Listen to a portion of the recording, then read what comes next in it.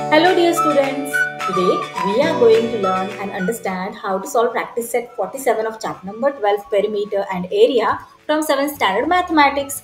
Textbook मध्ये page number 86 वर practice set 47 दिलेला आहे. यामध्ये टोटल 4 क्वेश्चन्स आहेत. हे सगळे क्वेश्चन्स अतिशय सोप्या पद्धतीने कसे सॉल्व्ह करायचे ते आपण पाहणारच आहोत. पण त्याही आधी मला सांगा प्रॅक्टिस सेट 46 मध्ये आपण कशाचा अभ्यास केला आठवते का तुम्हाला? लगेचच आठवेल का नाही आठवणार? आपण काय केलं होतं? स्क्वेअरचा एरिया कसा फाइंड आउट करायचा ते पाहिलं आणि रेक्टँगलचा एरिया कसा फाइंड आउट करायचा ते अभ्यासलं. सांगा बरं कोणता फॉर्म्युला आहे स्क्वेअरचा एरिया फाइंड आउट करण्यासाठीचा?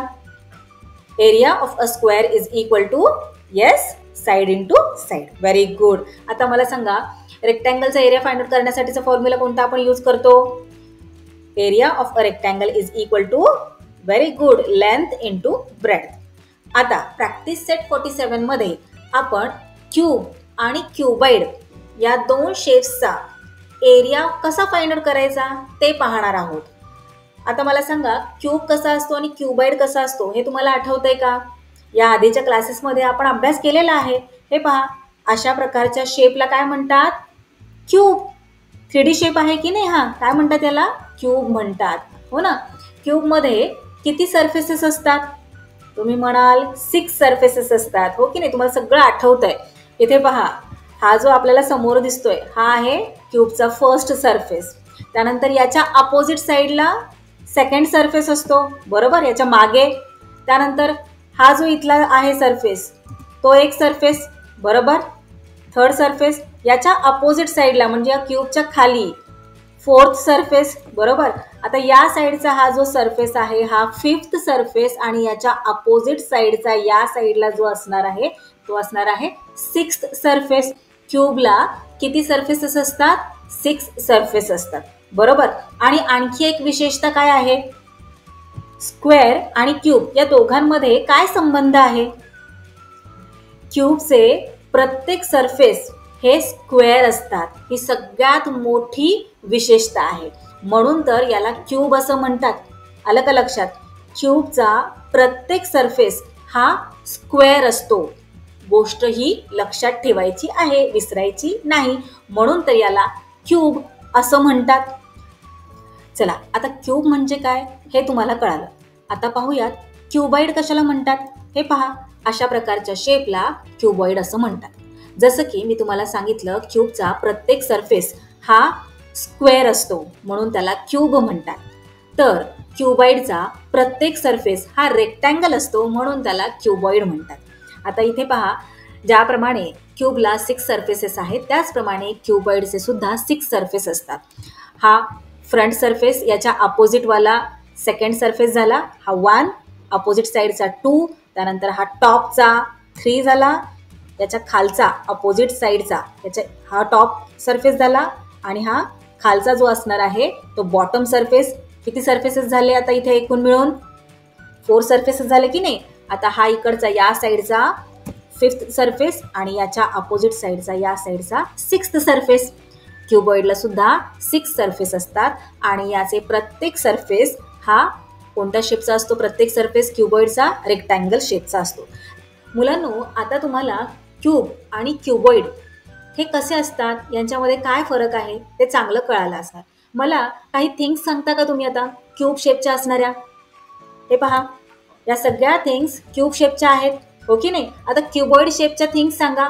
सगळ्यात आधी क्यूबॉइड शेपचा आपल्याला बॉक्स डोळ्यासमोर येतो. त्यानंतर मॅच स्टिक येते, आपला टिफिन बॉक्स, स्कूलमधलं डस्टर, टेक्स्टबुक, नोटबुक या सगळ्यांचा शेप कसा आहे? क्यूबॉइड आहे. मग या सगळ्या थिंग्सचा जर आपल्याला सरफेस एरिया मेजर करायचा असेल तर तो करता येतो का? ज्याप्रमाणे आपल्याला स्क्वेअरचा एरिया फाइंड आउट करता येतो, रेक्टँगलचा एरिया फाइंड आउट करता येतो, त्याच प्रकारे आपल्याला क्यूब आणि क्यूबॉइडचा सरफेस एरिया फाइंड आउट करता येतो का? हो, का नाही येणार? आणि खूप इझी आहे या सगळ्या थिंग्सचा सरफेस एरिया मेजर करणे और फाइंड आउट करणे. मग त्यासाठी काही फॉर्म्युला आहे का?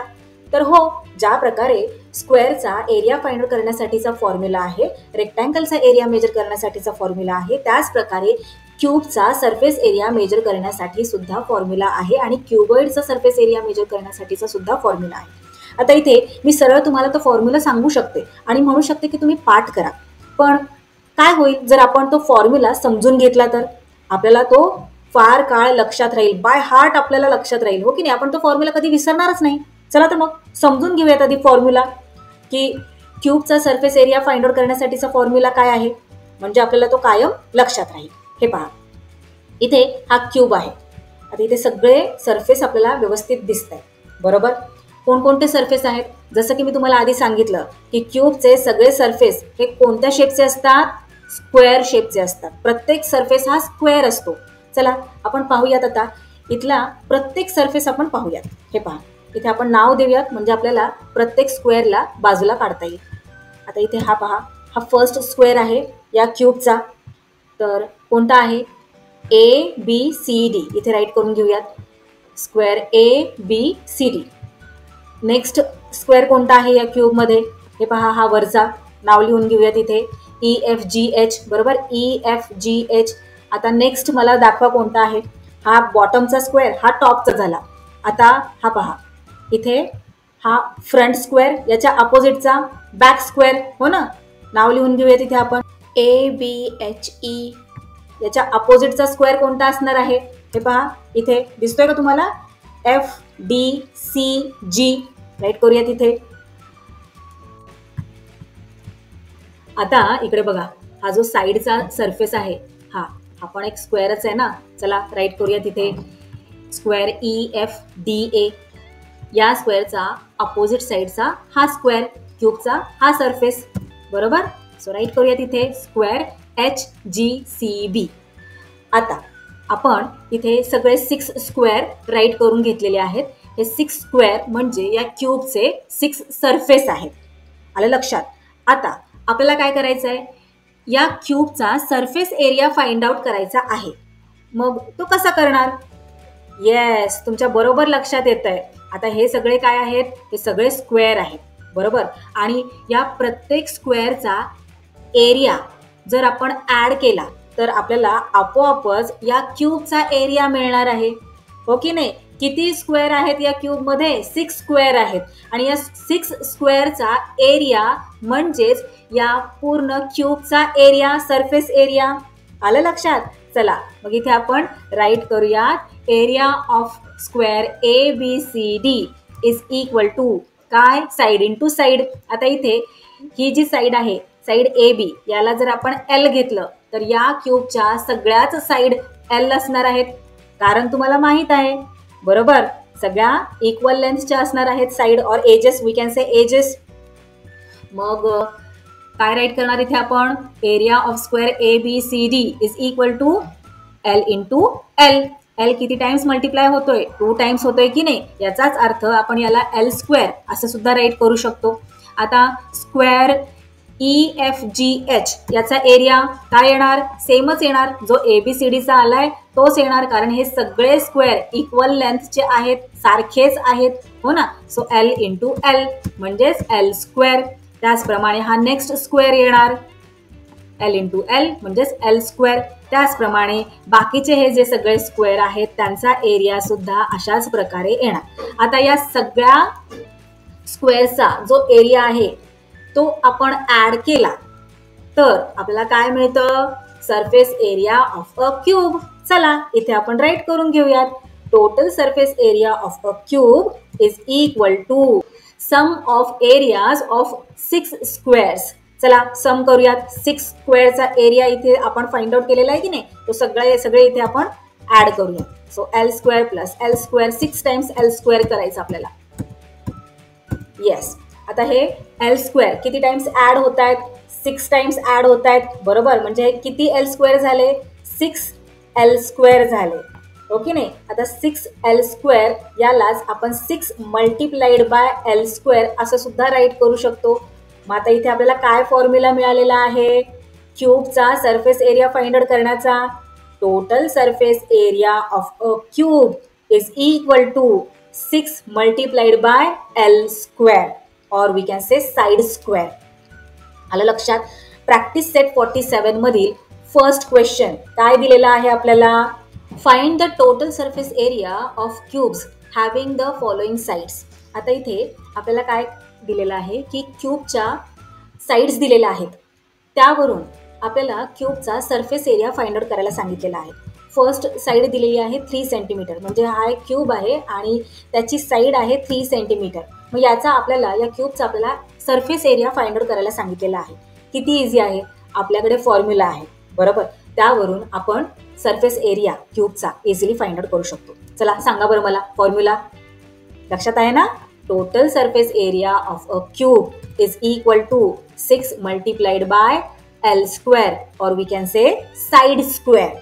So 6 multiplied by side square. किती दिलेली आहे साईड 3 सेंटीमीटर, मग 3 चा square.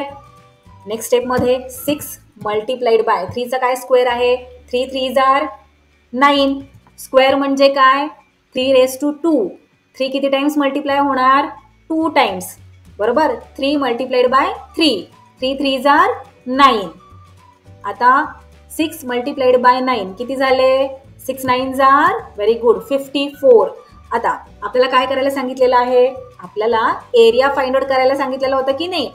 Area of a cube म्हणून आपण इथे स्क्वेअर राईट करणार.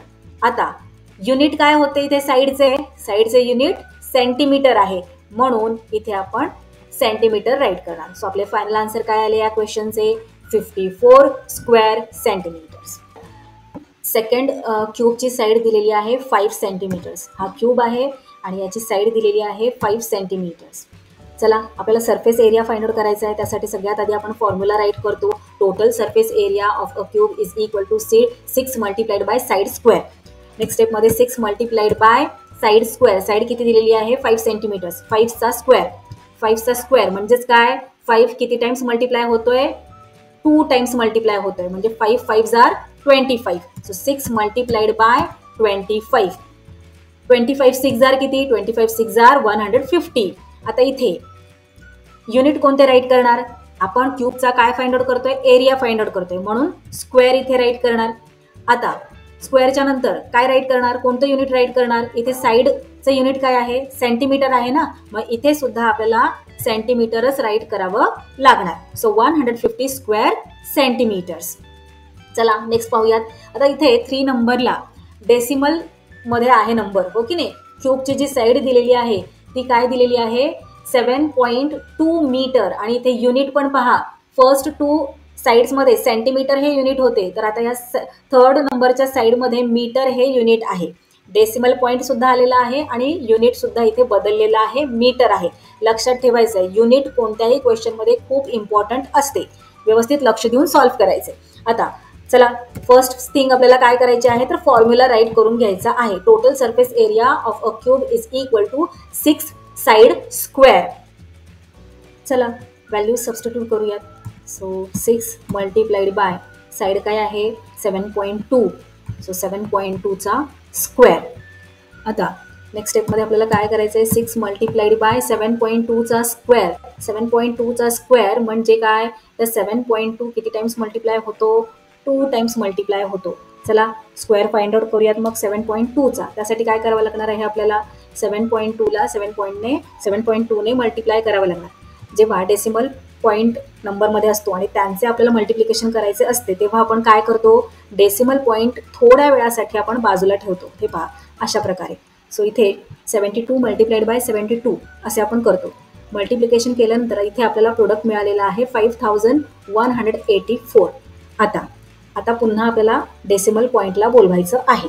आता डेसिमल पॉईंट प्रोडक्टमध्ये कुठे देणार, त्यासाठी आपल्याला काय करायचे असते इथे पुन्हा आपले जे मेन नंबर्स आहेत डेसिमल तिकडे पाहायचे. आता इथे आपण डेसिमल पॉईंट देऊन घेऊया दोन्हीकडे. 7.2 मल्टिप्लाइड बाय 7.2. आता हा जो फर्स्ट नंबर आहे इकडे लक्ष द्या. इथे पहा डेसिमल पॉईंट नंतर 1 डिजिट आहे आणि नेक्स्ट नंबरमध्ये सुद्धा डेसिमल पॉईंट नंतर 1 डिजिट आहे. म्हणजे टोटल किती डिजिट्स झाले इथला 1 आणि इथला 1 टोटल 2 डिजिट्स झाले. म्हणजे प्रोडक्टमध्ये आपल्याला 2 डिजिट्स सोडून डेसिमल पॉईंट द्यायचा असतो. राईट साईडने 2 डिजिट्स सोडायचे आणि मग डेसिमल पॉईंट द्यायचा. मग आता इथे 1 2 झाले 2 डिजिट्स. आता इथे आपण देऊयात डेसिमल पॉईंट. मग आता इथे आपले फायनल प्रोडक्ट काय आले 51.84. चला राईट करून घेऊयात 51.84. आता इथे आपल्याला परत मल्टिप्लिकेशन करायचे आहे. चला तर मग मल्टिप्लिकेशन करून घेऊयात. 51.84 मल्टिप्लाइड बाय 6. आता इथे हा डेसिमल नंबर आहे, बरोबर. डेसिमल पॉईंट थोड्या वेळासाठी आपण बाजूला ठेवून देऊयात. सो इथे हे पहा, विदाऊट डेसिमल पॉईंट आपण मल्टिप्लिकेशन केले आणि आपले प्रोडक्ट आलेले आहे इथे. आता या प्रोडक्टमध्ये आपल्याला डेसिमल पॉईंट द्यायचा आहे. मग प्रोडक्टमध्ये डेसिमल पॉईंट कुठे देणार? आता इथे आपले हे जे मेन नंबर्स आहेत तिथे पाहायचं की डेसिमल पॉईंट कुठे कुठे आहे. तर डेसिमल पॉईंट आहे 51.84 मध्ये. चला इथे आपण डेसिमल पॉईंट देऊन घेऊयात. हे पहा 51.84, बरोबर. आता इथे डेसिमल पॉईंट नंतर किती डिजिट्स आहेत? 2 डिजिट्स आहेत की नाही, बरोबर. मग प्रोडक्टमध्ये सुद्धा 2 डिजिट्स सोडून, राईट साईडने 2 डिजिट्स सोडून आपल्याला द्यायचा असतो डेसिमल पॉईंट. सो 1, 2 आणि मग इथे तर 2 डिजिट झाले, मग देणार आपण डेसिमल पॉईंट. सो इथे आपले फायनल आन्सर काय आले?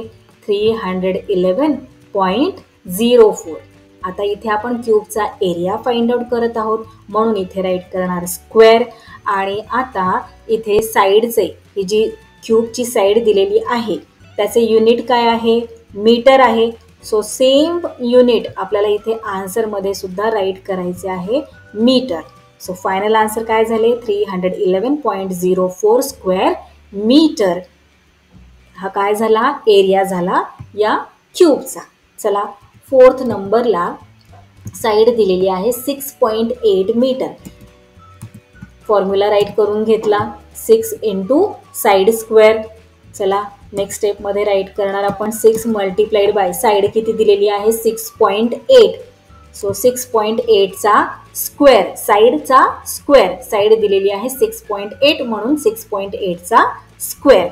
आता इथे नेक्स्ट स्टेपमध्ये आपण राईट करूया 6 मल्टिप्लाइड बाय 6.8चा स्क्वेअर आपल्याला फाइंड आउट करावा लागणार, बरोबर. मग त्यासाठी आपण 68 मल्टिप्लाइड बाय 68 करूयात. आता इथे 68 का केले माहिती आहे ना तुम्हाला? डेसिमल पॉईंट आपण थोड्या वेळासाठी बाजूला ठेवतो म्हणजे आपल्याला मल्टिप्लिकेशन करणे थोडेसे इझी जाते. हे पहा, आपण डेसिमल पॉईंट बाजूला ठेवला आणि मल्टिप्लिकेशन केले. मल्टिप्लिकेशन केल्यानंतर आपले प्रोडक्ट आलेले आहे 4624.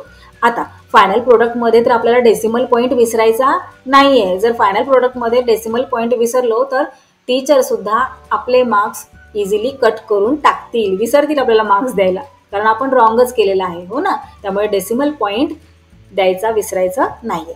हे पहा, क्वेश्चनमध्ये आपण काय केलेलं आहे? 6.8 मल्टिप्लाइड बाय 6.8 केलेलं आहे आणि आपलं प्रोडक्ट काय आलेलं आहे? 4624. आता इथे या प्रोडक्टमध्ये आपल्याला डेसिमल पॉईंट द्यायचा आहे. आता इथे पहा, हे जे मेन नंबर्स आहेत आपले ज्यांचे आपण मल्टिप्लिकेशन केले तिथे डेसिमल पॉईंट कुठे कुठे आहेत? इथे डेसिमल पॉईंट आहे 1 डिजिट सोडून, राईट साईडने 1 डिजिट सोडून. आणि सेकंड नंबरमध्ये सुद्धा राईट साईडने 1 डिजिट सोडून डेसिमल पॉईंट आहे. मग किती डिजिट्स झाले? इथला हा 1 आणि इथला 1, 2 डिजिट्स झाले. मग प्रोडक्टमध्ये सुद्धा 2 डिजिट सोडून आपल्याला द्यायचा असतो डेसिमल पॉईंट. सो इथे आपण डेसिमल पॉईंट दिलेला आहे. काय आन्सर आले मग आपले? 46.24. इथे राईट करूयात 46.24. आता 46.24ला 6ने आपल्याला परत मल्टिप्लाय करायचे आहे. चला मल्टिप्लिकेशन करूयात. हे पहा, अशा प्रकारे आपण आता इथे मल्टिप्लिकेशन केलेले आहे. इथे 46.24 इथे आपण डेसिमल पॉईंट थोड्या वेळासाठी बाजूला ठेवलेला आहे. आता फायनल प्रोडक्ट जे आलेले आहे तिथे आपल्याला डेसिमल पॉईंट द्यायचा आहे. तर मेन जे नंबर्स आहेत ते इथे आपण खाली राईट करून घेऊयात, ज्यांचे आपण मल्टिप्लिकेशन केले. कोणाकोणाचे मल्टिप्लिकेशन केले? 46.24 आणि 6चे मल्टिप्लिकेशन केले. प्रोडक्ट आपल्याला मिळाले हे. आता या प्रोडक्टमध्ये आपल्याला डेसिमल पॉईंट द्यायचा आहे. कुठे देणार? इथे पहा, डेसिमल पॉईंट कुठे आहे? या नंबरमध्ये 2 डिजिट सोडून, राईट साईडने 2 डिजिट सोडून डेसिमल पॉईंट आहे. मग प्रोडक्टमध्ये सुद्धा आपण 2 डिजिट सोडून, राईट साईडने 2 डिजिट सोडून डेसिमल पॉईंट देणार आहोत. सो डेसिमल पॉईंट लागणार इथे. काय आले आपले आन्सर? इथे राईट करूयात 277.44. आता इथे आपण क्यूबचा काय फाइंड आउट करत आहोत? सरफेस एरिया ना. सो इथे आपण राईट करणार स्क्वेअर आणि पुढे कोणते युनिट राईट करणार? सेंटीमीटर्स की मीटर्स? क्वेश्चनमध्ये आपल्याला काय दिलेले आहे, युनिट मीटर दिलेले आहे की नाही. मग आन्सरमध्ये सुद्धा, फायनल आन्सरमध्ये सुद्धा आपण मीटर राईट करणार. सो या क्वेश्चनचे आपले फायनल आन्सर झाले 277.44 स्क्वेअर मीटर्स. चला नेक्स्ट 5 नंबरला क्यूबची साईड दिलेली आहे 5.5 मीटर्स आणि या क्यूबचा आता आपल्याला सरफेस एरिया फाइंड आउट करायला सांगितलेला आहे. So surface area find out करायचा असेल तर सगळ्यात आधी आपल्याला काय करायचं आहे, फॉर्म्युला राईट करायचा आहे. काय आहे formula, 6 multiplied bye side square और तुम्ही एल स्क्वेअर असे सुद्धा राईट करू शकता. चला नेक्स्ट स्टेपमध्ये राईट करूया 6 multiplied bye side square. Side किती आहे 5.5 मीटर्स. सो 5.5चा स्क्वेअर, 5.5चा स्क्वेअर किती येणार तो आपल्याला फाइंड आउट करावा लागणार ना. सो चला हा डेसिमल पॉईंट आता आपण इथून थोड्या वेळासाठी विसरून जाऊयात आणि मल्टिप्लिकेशन करून घेऊयात. 55 मल्टिप्लाइड बाय 55 मल्टिप्लिकेशन केल्यानंतर आपल्याला प्रोडक्ट मिळते 3025. आता डेसिमल पॉईंटला परत आपल्याला आमंत्रण द्यायचं आहे. पुन्हा एकदा आपल्याला डेसिमल पॉईंटला बोलवून घ्यायचं आहे. कसं बोलवणार हे पहा. आपण कशाचे मल्टिप्लिकेशन केलेले आहे. आता इथे आपण डेसिमल पॉईंट दिला नाही कारण आपल्याला थोडंसं गोंधळ होईल मल्टिप्लिकेशन करताना म्हणून. पण आपण मल्टिप्लिकेशन ॲक्च्युली कशाचं केलेले आहे 5.5 मल्टिप्लाइड बाय 5.5 बरोबर. मग यांचे जे हे फायनल प्रोडक्ट आलेले आहे या फायनल प्रोडक्टमध्ये डेसिमल पॉईंट कुठे लागणार हे पहा. इथे हा जो मल्टिप्लिकंट आहे त्याला राईट साईडने 1 डिजिट सोडून डेसिमल पॉईंट दिलेला आहे बरोबर. आणि जो मल्टिप्लायर आहे तिथे सुद्धा राईट साईडने 1 डिजिट सोडून डेसिमल पॉईंट दिलेला आहे. म्हणजे टोटल किती डिजिट्स झाले, इथला डेसिमल पॉईंट नंतरचा 1 डिजिट आणि इथला हा 1 डिजिट, टोटल 2 डिजिट्स. मग जे प्रोडक्ट आपले आलेले आहे तिथे सुद्धा राईट साईडने 2 डिजिट्स सोडून आपल्याला द्यायचा आहे असा एक डेसिमल पॉईंट. मग आता इथे आपले आन्सर काय झाले, प्रोडक्ट काय आले इथे 30.25. So 5.5 multiplied by 5.5 is equal to 30.25. चला इथे आपण नेक्स्ट स्टेपमध्ये राईट करूया 6 मल्टिप्लाइड बाय 30.25. आता इथे आपल्याला पुन्हा मल्टिप्लिकेशन करावं लागणार आहे. आपण आधी काय केलं 5.5चा स्क्वेअर फाइंड आउट केला बरोबर आणि तो इथे राईट केलेला आहे. आता त्या स्क्वेअरला आपल्याला 6ने मल्टिप्लाय करायचं. चला मल्टिप्लिकेशन करा. हे पहा थोड्या वेळासाठी आपण डेसिमल पॉईंट बाजूला ठेवला आणि मल्टिप्लिकेशन केले. प्रोडक्ट आपले हे आले. आता जे फायनल प्रोडक्ट आलेले आहे इथे तिथे आपल्याला डेसिमल पॉईंट द्यावा लागणार आहे. मग आपण ॲक्च्युअल मल्टिप्लिकेशन कसले केले तर 30.25 आणि 6चे आणि प्रोडक्ट आपल्याला मिळालेले आहे हे. या प्रोडक्टमध्ये डेसिमल पॉईंट आता कुठे देणार हे पहा. इथे 30.25 मध्ये 2 डिजिट सोडून एक डेसिमल पॉईंट आहे आणि हा जो मल्टिप्लायर आहे तिथे डेसिमल पॉईंट नाहीच आहे म्हटल्यावर इथला हा जो नंबर आहे तिथे 2 डिजिट सोडून डेसिमल पॉईंट आहे. मग आपले जे प्रोडक्ट आलेले आहे तिथे सुद्धा 2 डिजिट सोडून आपण देणार एक डेसिमल पॉईंट. सो इथे आपले आन्सर काय आले 181.5. आता तुम्ही म्हणाल इथे तर 50 आहे, तुम्ही इथे फक्त 5 राईट केलं, असं कसं केलं. डोंट वरी सांगते. आता डेसिमल पॉईंट नंतर इथे 5 आहे. 5च्या पुढे जो 0 येतो त्याला काहीच व्हॅल्यू नसते, त्याची व्हॅल्यू 0च असते. त्यामुळे तो 0 नाही राईट केला तरीही चालतो. चला आता इथे क्यूबचा सरफेस एरिया फाइंड आउट करत आहोत म्हणून आपण इथे राईट करणार स्क्वेअर आणि युनिट कोणते राईट करणार स्क्वेअरच्या पुढे मीटर, कारण इथे साईड मीटरमध्ये दिलेली आहे. चला मीटर इथे राईट करून घेऊयात. सो या क्वेश्चनचे आपले फायनल आन्सर आलेले आहे 181.5 स्क्वेअर मीटर्स. तर मुलांनो प्रॅक्टिस सेट 47 मधील फर्स्ट क्वेश्चन इथे आपला कंप्लीट झालेला आहे. या व्हिडिओच्या नेक्स्ट पार्टमध्ये आपण प्रॅक्टिस सेट 47 मधील क्वेश्चन नंबर 2, 3, 4 कसे सॉल्व्ह करायचे ते पाहूया. That's all for today. We will meet again in our next video. Till then, keep learning, keep enjoying. Bye bye.